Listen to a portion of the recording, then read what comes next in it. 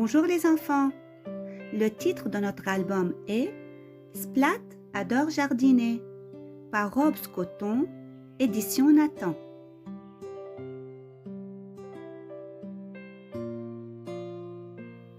C'est bientôt le printemps, mais aujourd'hui, il pleut.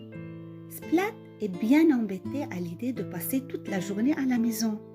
Soudain, Harry Souris entre dans sa chambre en tenant une drôle de graine.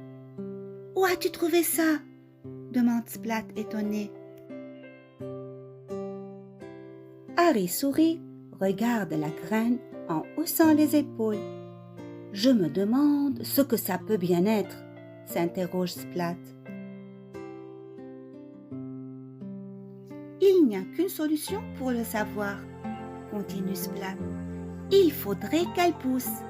Pour cela, il faut commencer par la planter. Mais je n'ai jamais rien planté.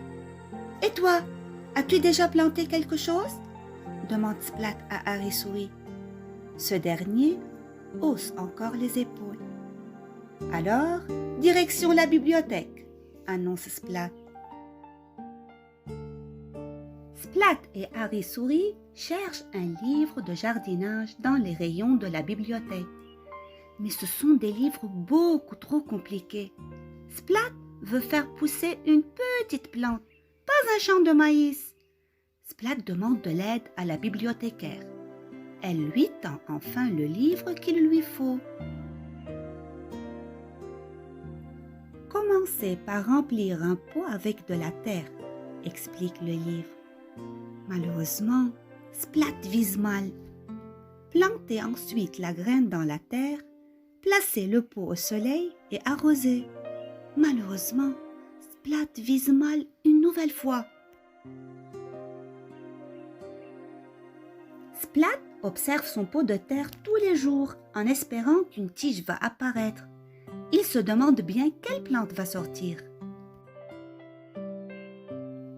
La graine va peut-être donner un buisson de roses piquantes ou un arbre allant jusqu'au ciel.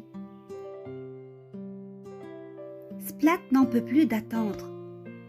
Il chante des chansons à sa plante, il lui lit des livres et il lui raconte même des histoires. Pendant 2 semaines, il compte les jours. Et commence à perdre espoir. Désespéré, il arrose encore une fois son pot. On ne sait jamais. Et à cet instant, la terre du pot se met à trembler. Une petite tige verte apparaît.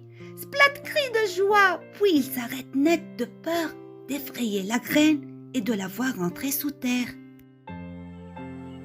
Pendant les semaines suivantes, la plante grandit un peu plus chaque jour. Un jour, un petit bourgeon apparaît. Splat est le plus heureux des chats. Le jour suivant, le bourgeon s'ouvre et une fleur éclot.